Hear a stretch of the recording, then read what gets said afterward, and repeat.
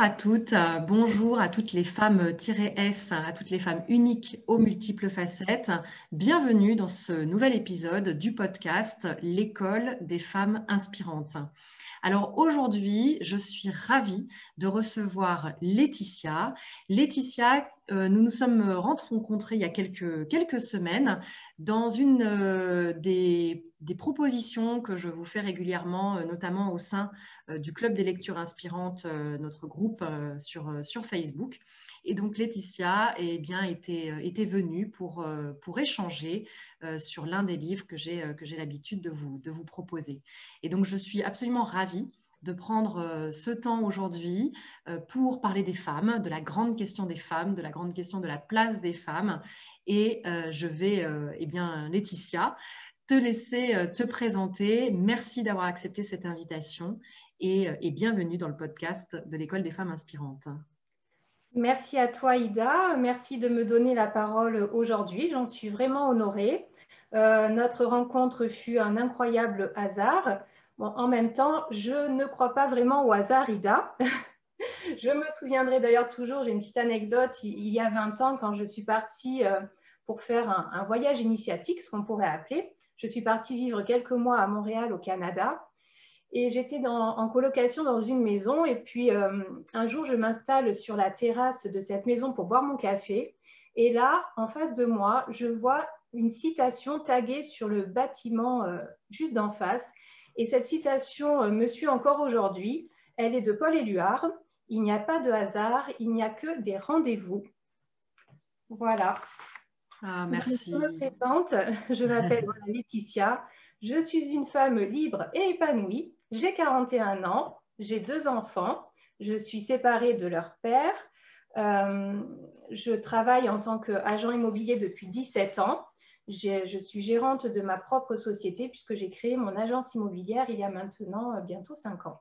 Voilà. Et je suis ravie aujourd'hui d'être là et de pouvoir discuter, de pouvoir partager en fait sur le rôle des femmes aujourd'hui.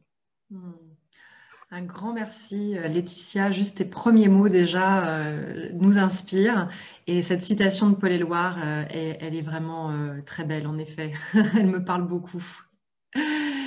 Alors, j'ai envie de te poser cette première question. Si je te dis femme-S, c'est toujours un peu bizarre de le dire comme ça, mais c'est comme ça que je l'écris parce que vraiment, ça a eu du sens pour moi de l'écrire comme ça. Si je te le dis à toi, femme-S inspirante du quotidien, comment ça résonne pour toi? Alors moi, je pense qu'on est toutes les femmes sont inspirantes en fait dans notre quotidien, puisqu'on a toutes autour de nous des femmes qui nous inspirent dans notre quotidien depuis notre plus jeune âge. Ça peut être une mère, une sœur, une amie, une collègue, une voisine, une inconnue aussi que l'on croise dans la rue. Et à l'inverse, je pense aussi que nous aussi, nous inspirons toutes des femmes tous les jours. On peut être à la fois inspiré par des traits de la personnalité d'une femme, par sa beauté, son charme, sa douceur, sa générosité, son charisme, son humanisme, son courage, sa persévérance, son parcours, son histoire, par de multiples choses en fait. Mais ce qui va nous inspirer précisément chez une femme, au moment où on la croise, où on discute avec elle, où on pense à elle, c'est ce qui va résonner en fait en nous à ce moment-là. Elles vont nous inspirer, ces femmes du quotidien, consciemment ou inconsciemment, parce qu'on va être attiré par une de leurs qualités, par un de leurs talents qu'elles vont dégager, qu'elles vont prouver. Et c'est peut-être parfois une qualité ou quelque chose qu'on n'a pas et que l'on va admirer, qui vont nous porter en fait, nous inspirer, nous faire devenir une meilleure version de nous-mêmes. Voilà, par exemple, c'est vrai, je pourrais parler de ma mère, par exemple, qui m'inspire au quotidien, puisque avec l'amour inconditionnel qu'elle porte à ma sœur et à moi et à nos enfants, j'ai aussi une amie qui m'inspire au quotidien parce qu'elle est complètement solaire et elle fait preuve de force à toute épreuve.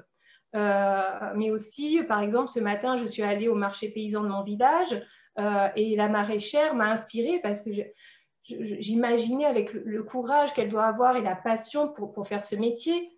Donc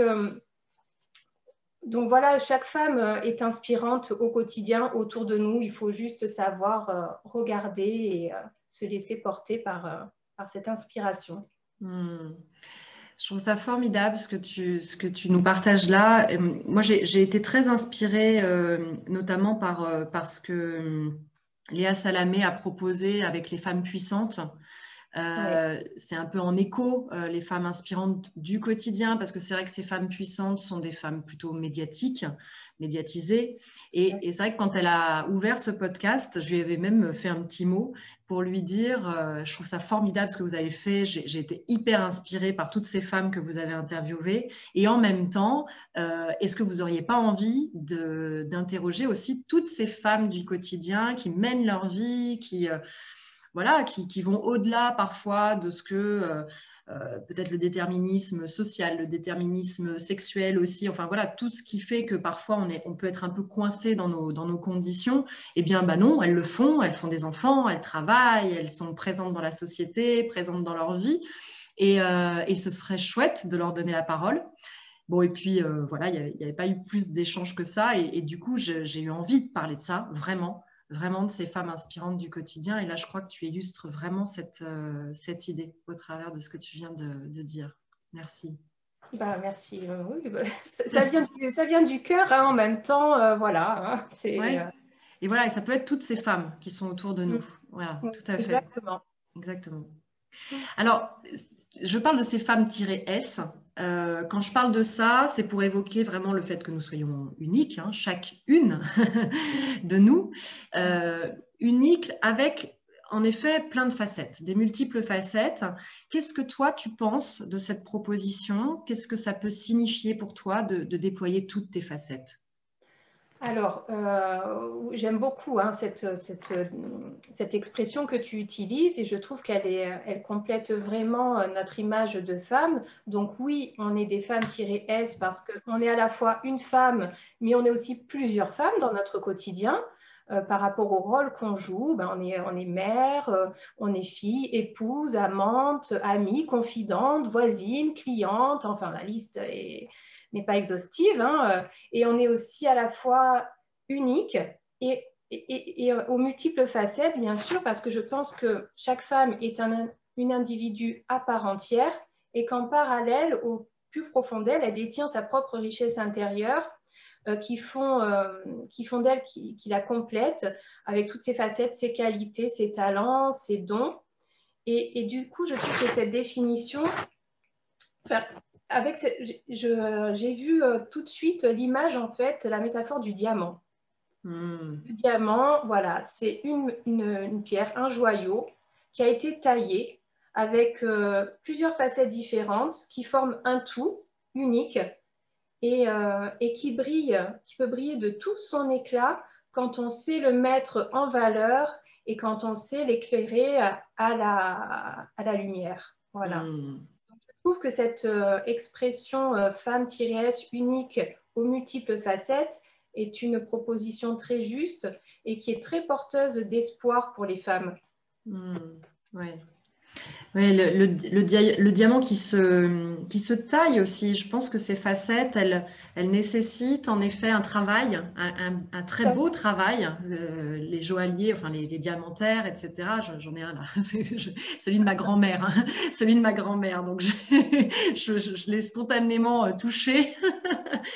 Mais voilà, je pense que oui, en effet, ma grand-mère est là. Parce qu'en fait, ça se façonne avec le temps, en fait, toutes ces facettes aussi. Hein. Ça fait partie, c'est notre histoire, voilà, ça se façonne sur l'élan de notre vie. On est toutes uniques, on a toute une vie unique. Alors pour moi, déployer mes facettes, c'est aussi manifester qui nous sommes dans notre entièreté. C'est se révéler à soi tout d'abord et puis se révéler aux autres, au monde, à ce qui nous entoure. Et puis après, dans notre quotidien, je pense que ça s'exprime de façon totalement naturelle, instinctive, et puis ça évolue effectivement avec les années, avec ce que nous rencontrons et les épreuves que nous rencontrons sur notre parcours et les rencontres que nous faisons aussi tout au long de notre vie. Oui, tout à fait, c'est ça. Mm.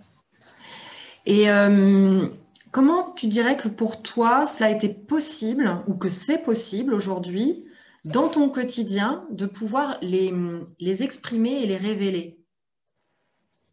Par exemple, moi, si je pouvais parler de mes propres facettes, on peut dire que je suis peut-être à la fois une mère aimante et réconfortante. J'ai été une épouse dévouée et attentionnée. Je suis aussi une amie rigolote, à l'écoute, une fille présente et gentille auprès de ses parents, une femme d'affaires déterminée et entreprenante. Mais voilà, tout ça, en fait, ça reste très... on n'y réfléchit pas, en fait. C'est ce que je disais, c'est Hmm. instinctif. Ça se met en place naturellement dans nos vies. Et parce qu'on est énormément, en fait, dirigé et de façon inlassablement par nos obligations familiales, sociales, professionnelles, que la société nous pousse à avoir. Hmm. Tout à fait. Donc tu dirais que dans un premier temps, finalement, révéler toutes ces facettes, c'est comme ça vient tout seul. Oui, et après, ça évolue, ça s'améliore, Hmm. ça s'arrange, ça change aussi. Ça Ouais. peut. Mm. Je trouve ça vraiment très intéressant, cette idée-là, qu'en effet, dès le départ, on est des femmes uniques avec les multiples facettes, mais peut-être que ces facettes-là sont des facettes attendues de la société, de nos familles, de notre milieu social, de ce qu'on a appris à l'école, et que peut-être que le diamant continue à se tailler avec notre évolution, mais là, Mhm. peut-être que le tailleur, c'est nous. Oui, oui. Et peut-être voilà qu'au départ, le tailleur de pierre, bah, c'est le monde qui nous entoure, qui est peut-être à l'extérieur de nous. Et puis qu'à un moment donné, dans la vie, pour certaines, il y Mm. a une bascule qui fait qu'il y a une prise en main plus consciente de quelles sont ces facettes que j'ai envie de révéler. Et puis Mm. surtout, comment j'ai envie de les révéler. Et donc là, peut-être une démarche beaucoup plus intérieure Tout dans à un fait. second temps. Ouais. Tout à fait. Oui, Hmm. oui, je suis tout à fait d'accord avec toi. Peut-être qu'on va être amené à en parler un petit peu plus loin dans l'interview. Oui, tout à fait. Alors, c'est vrai que oui, merci, merci pour cette transition, parce que la question d'après, c'est la grande question de la liberté. Et oui, c'est vrai que voilà, ça invite complètement à cette question-là, c'est-à-dire entre là où je suis arrivée, là où la vie m'a amenée, où je suis née, et puis ce que je fais de ma vie, bah, il y a cette grande question du libre arbitre et de la liberté. Pour toi, tu as introduit en disant que tu es une femme libre. Qu'est-ce Mhm. que cela signifie? Pour moi, être une femme libre, c'est être une femme libre de penser, de s'exprimer, de choisir, d'étudier, d'aimer, de donner la vie et d'être qui l'on veut être. C'est ça Hmm. être une femme libre. C'est aussi être libre de s'accepter tel que nous sommes et en tant qu'individu à part entière. Voilà. Je pense que la liberté rime avec choix. Oui, ah oui, la grande question du choix, ouais. Voilà la grande question du choix. Aujourd'hui, comment est-ce que tu exprimes, toi, ta liberté? Ma liberté, je l'exprime dans mon quotidien à travers justement mes choix. Alors, un jour, enfin, il y a un an maintenant, j'ai décidé de me choisir. Hmm. Voilà. Dans ce parcours de vie, j'ai pris cette décision-là de me libérer d'un schéma de soumission que j'avais laissé s'installer par amour, au sein de mon couple. Et un jour, j'ai eu une prise de conscience, il y a un an, que c'était plus possible de revenir en arrière, de rechanger ce schéma-là, parce qu'il y avait des habitudes qui s'étaient ancrées profondément, une organisation au quotidien qui s'était ancrée autour de cette soumission dont j'étais notamment responsable, mais je ne m'en étais pas rendu compte. Et du coup, j'ai fait le choix de quitter le père de mes enfants et de quitter cette vie idéale. Parce que c'est vrai qu'on avait créé cette vie idéale que la société nous inculque, qu'il faut avoir la maison, la piscine, un travail, un mari, des beaux enfants. Enfin, vous voyez, tu vois le schéma vraiment type. Alors, ce fut un choix qui ne s'est pas fait sans douleur ni conséquence, hein, bien évidemment, mais ce fut un choix réfléchi et qui fut absolument libérateur. Voilà. Et là, j'ai retrouvé en fait ma liberté. Est-ce que tu pourrais nous en dire un petit peu plus, parce que je suis certaine qu'il y a beaucoup de femmes qui vont tilter à l'écoute de ton expérience. Moi, en tout cas, j'en ai beaucoup au téléphone qui sont dans ce questionnement-là et qui, à un moment donné, savent pas très bien par quel bout prendre cette question ou continuent à s'empêcher d'avancer dans leur vie professionnelle, souvent, personnelle aussi. Mm. Et est-ce que quand tu dis ça a été vraiment un choix et j'ai senti une libération, est-ce que tu serais d'accord pour témoigner un peu plus sur ce point-là? Oui, alors effectivement, c'était un choix, j'ai été poussée en fait hein, de faire ce choix, c'était viscéral. À un moment donné, je me sentais asphyxiée, il fallait prendre des décisions. Voilà, des décisions qui ont été pesées, des décisions qui n'ont pas été prises sur un coup de tête non plus. Hein, vraiment, c'était une question par contre de survie un petit peu. Hein.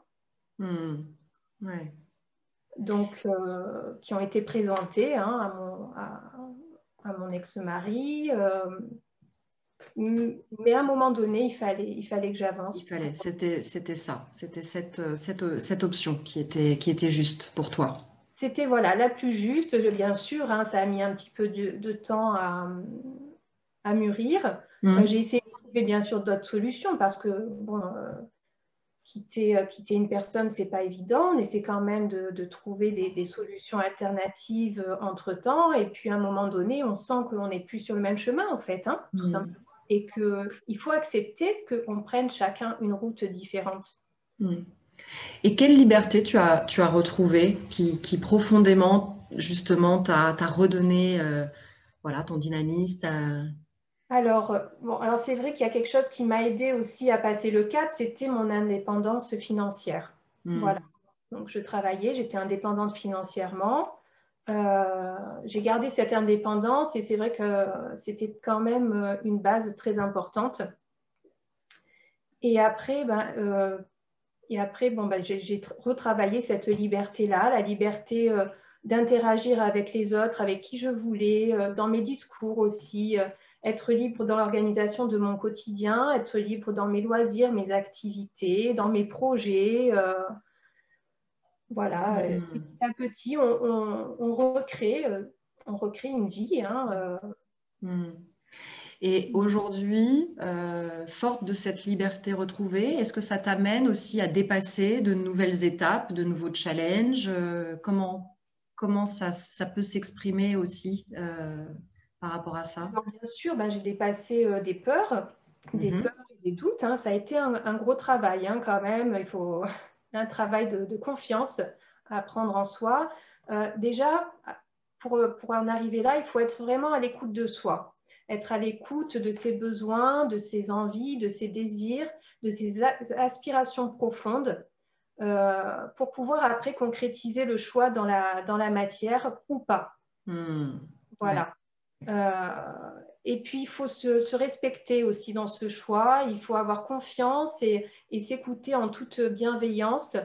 Et voilà, il faut être vraiment en accord avec ses valeurs. Donc, il y a quand même un travail intérieur personnel à faire pour vraiment aller de l'avant.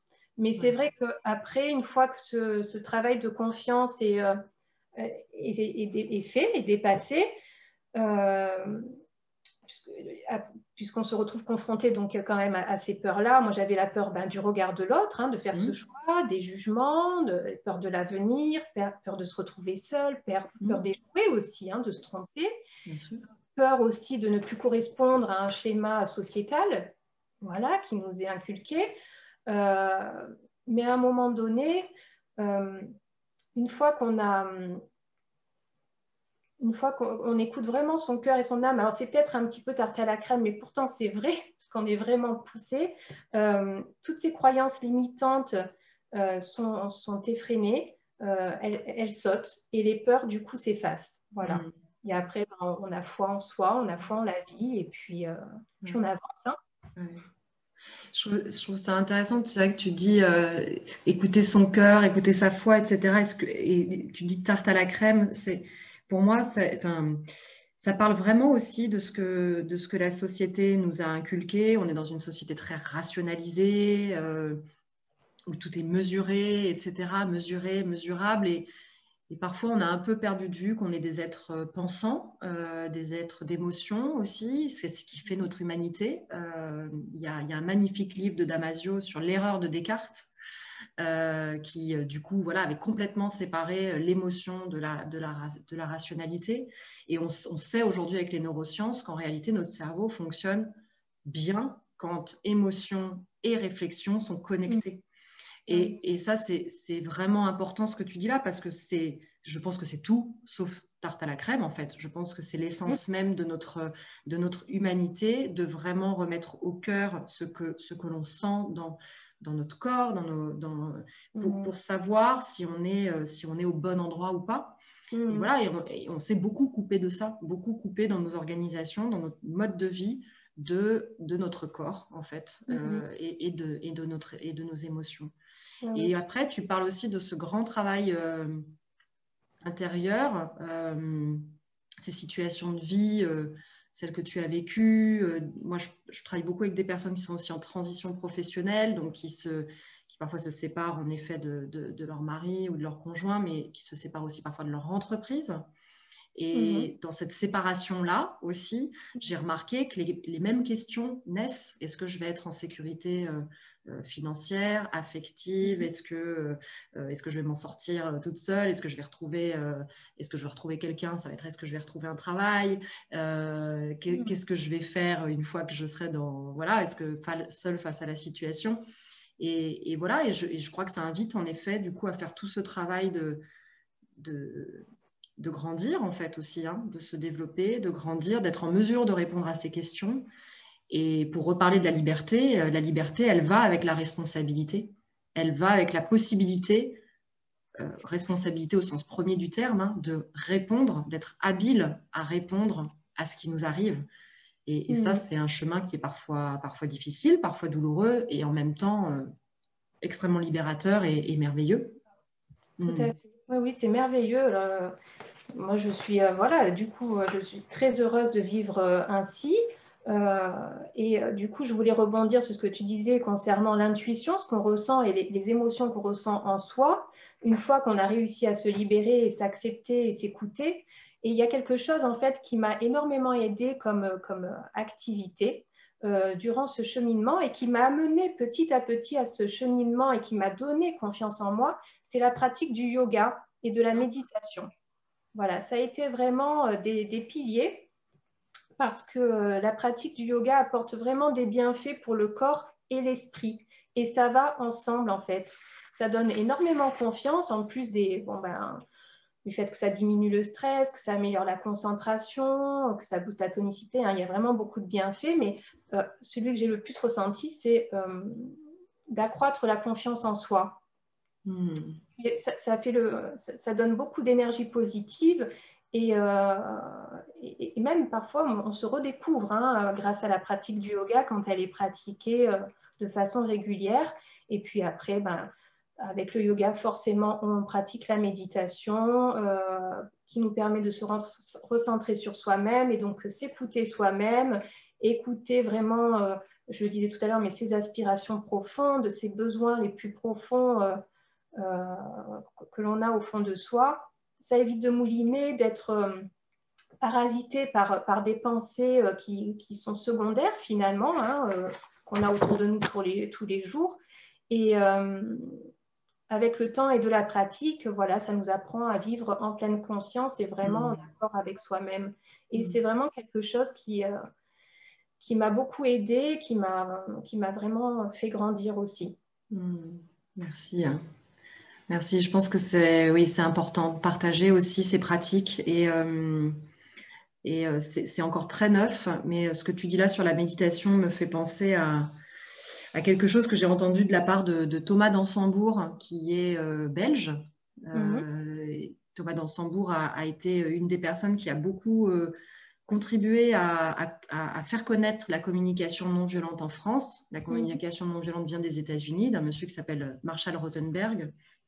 Et Thomas Dansembourg, dans le monde francophone, est vraiment quelqu'un qui a beaucoup contribué à parler de cette pratique. Et il vient d'écrire un livre sur notre façon d'être adulte donne-t-elle envie aux jeunes. Et il explique dans ce livre qu'il y a encore, il nous rappelle en tout cas, oui, qu'il y a encore un siècle, au début du XXe siècle, se laver les dents plusieurs fois par jour, prendre une douche régulière, etc., n'était pas du tout un acquis social. Les douches, les salles de bain n'étaient pas du tout dans toutes les maisons, etc. Et donc, c'est devenu une hygiène de vie au fil du siècle dernier, jusqu'à une évidence. Aujourd'hui, si on n'a pas une salle de bain, c'est qu'on est malheureusement dans un logement qui est dit insalubre. Voilà, donc c'est devenu quelque chose de complètement intégré et qu'on ne pourrait pas imaginer ne pas exister aujourd'hui. Et il parlait de l'hygiène du coup mentale et de la méditation et du fait que sans doute dans quelques temps, le fait d'avoir un temps dans sa journée réservé au nettoyage de son esprit, au nourrissement, j'arrive pas à trouver le bon mot là, mais voilà, au fait de nourrir notre esprit par un temps de pause, un temps d'attention consciente sur l'ici et maintenant, serait sans doute quelque chose de très banal finalement dans quelques années. Donc aujourd'hui, voilà, c'est encore des originalités. Quand on dit ça, parfois on dit « Ah oui, c'est quoi cette pratique ?» On a des représentations sur ces pratiques-là qui viennent d'ailleurs, qui viennent d'autres pays, etc. Et je pense que ça va beaucoup évoluer, ça, dans les années. Les gens commencent à être de plus en plus ouverts à cette pratique-là de la méditation, surtout qu'il faut savoir qu'il y a différentes formes de méditation. On n'est pas forcément là avec un groupe de personnes à méditer. La méditation peut se faire suite à une séance de yoga, par exemple, avec son maître yogi. Elle peut se faire seule en méditation guidée. On en trouve plein sur YouTube, des méditations qui sont très bien. On peut aussi faire de la méditation active quand on va marcher en forêt. C'est juste se vider l'esprit, tout simplement, ne plus penser à rien. Et puis aussi, on peut juste se poser dans un endroit au calme, chez soi ou ailleurs. Et en fait, écouter juste son corps, ses ressentis, faire de la respiration et inspirer, expirer, prendre le temps de s'écouter, tout simplement. Ouais, formidable. Merci beaucoup pour toutes ces inspirations. J'ai envie de terminer par une dernière question importante, me semble-t-il, le contexte actuel. Alors, on est le 17 mars quand on tourne cette vidéo et ce podcast. Alors voilà, ça fait pile poil un an que nous avons collectivement vécu quelque chose d'extraordinaire, d'en dehors de l'ordinaire. Il y a un an, voilà, tous confinés pour la première fois de nos vies, je pense, collectivement. Et j'aimerais qu'on partage peut-être ta vision sur la manière dont ce contexte, cette crise qui est multiforme maintenant, elle va influencer en particulier la vie des femmes. Donc peut-être la tienne, mais plus largement celle des femmes en général. Comment toi tu vois les choses ? Alors déjà, selon moi, et d'après ce que j'ai pu observer des femmes qui m'entourent, c'est vrai que la crise sanitaire et le confinement n'ont pas eu le même impact sur nous toutes, le même impact immédiat, on va dire, puisqu'il y en a certaines qui se sont redécouvertes lors du premier confinement au sein de leur foyer, qui ont redécouvert leur conjoint, la vie de famille, qui ont recréé des liens très forts au sein de leur foyer. Il y en a d'autres qui ont souffert dans le silence de la solitude, des femmes seules par exemple. Il y en a qui ont dû aller puiser au fond d'elles la créativité pour pallier à l'ennui, au manque de relations humaines et sociales, en créant toutes sortes d'initiatives très porteuses au sein de groupes sur les réseaux sociaux aussi. Il y en a qui se sont réveillées, comme moi, ou éveillées pour d'autres, et qui se sont aussi redécouvertes, révélées à elles-mêmes, Et après, bon, malheureusement, ça existe, il y en a qui ont été détruites à jamais par les violences conjugales. Mais je pense qu'au fond de chaque femme, le fait que ce rythme de vie se soit arrêté, que le temps se soit suspendu pendant plusieurs mois et que le rythme ne soit plus le même dorénavant, ça a permis, et je parle en toute humilité, hein, bien sûr, pas pour tout le monde, mais que beaucoup d'entre elles ont pu se recentrer sur elles-mêmes, ce qui était important pour elles. Je pense aussi sur leurs envies, leurs besoins, sur les valeurs aussi qu'elles ont en fait au fond d'elles. Et j'ai le sentiment que les femmes ont davantage envie de s'exprimer et de se faire entendre et de remettre en fait en lumière leur place dans la société. Voilà. Je pense qu'elles ont compris qu'elles étaient dorénavant créatrices de leur vie, mais aussi actrices dans la société et que la société a besoin des femmes pour continuer à évoluer positivement, plus positivement que le monde qu'on est en train de laisser derrière nous, hein, d'ailleurs. Oui, tout à fait, tout à fait. Voilà. Merci infiniment, Laetitia, de la richesse de ce que tu as apporté dans les réponses à ces questions qui me paraissent être des questions vraiment importantes pour les femmes aujourd'hui. C'est vrai que cette crise, elle va faire bouger les lignes, elle va re-questionner le travail. Et donc, quand on parle du travail, les femmes au travail et la manière dont on va retrouver ou continuer à trouver notre place dans les organisations, mais aussi au sein de nos foyers. Je trouve qu'il y a un mouvement, alors il y a un mouvement autour des femmes actuellement qui est clair et net, hein. Elles ont été encore assez peu à pouvoir réellement donner leur voix, notamment lors de la crise, hein. C'est vraiment intéressant de voir que la parole a été donnée pour 25% à des femmes lors du confinement, lors du premier confinement. Donc, je pense qu'on a quand même aussi des choses à dire sur ce qui est en train de se jouer et de se passer. Et moi, j'invite toujours, du coup, chacune des femmes, si elles le souhaitent, à prendre la parole, à prendre cette place et à dire ce qu'elles ont à dire, parce que, bien sûr, les statistiques, c'est un mouvement collectif, mais ça devient différent quand, un par un, on prend la décision de faire un petit peu différemment. Et je crois qu'on a aussi une opportunité dans le contexte actuel, bien de faire entendre la parole des femmes, et donc non pas des femmes qui ont eu à faire beaucoup comme les hommes pour prendre leur place, mais peut-être des femmes qui sont simplement des femmes qui veulent contribuer et participer à la société. Et peut-être que là, il y a une fenêtre de tir à prendre pour nous et de pouvoir en parler. Voilà. Tout à fait. Oui, je partage ce que tu viens de dire, absolument, Ida. Et il faut que les femmes, enfin voilà, moi, mon rêve pour les femmes, ça serait vraiment qu'elles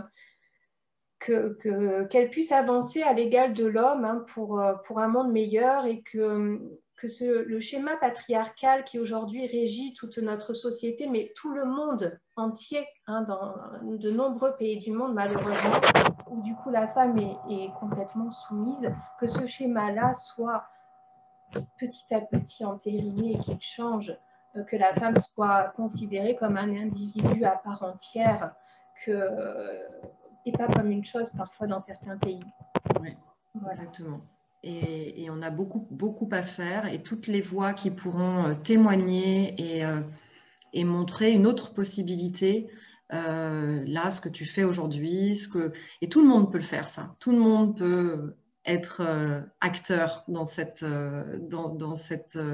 possibilité. Voilà. Et surtout aujourd'hui, je crois, avec les outils qu'on a, tout le monde peut contribuer à ce mouvement. Ouais. Oui, chacun à son échelle, mais bien sûr, tout le monde, à tous les niveaux. Merci infiniment, Laetitia. Est-ce que tu veux dire un mot pour finir ?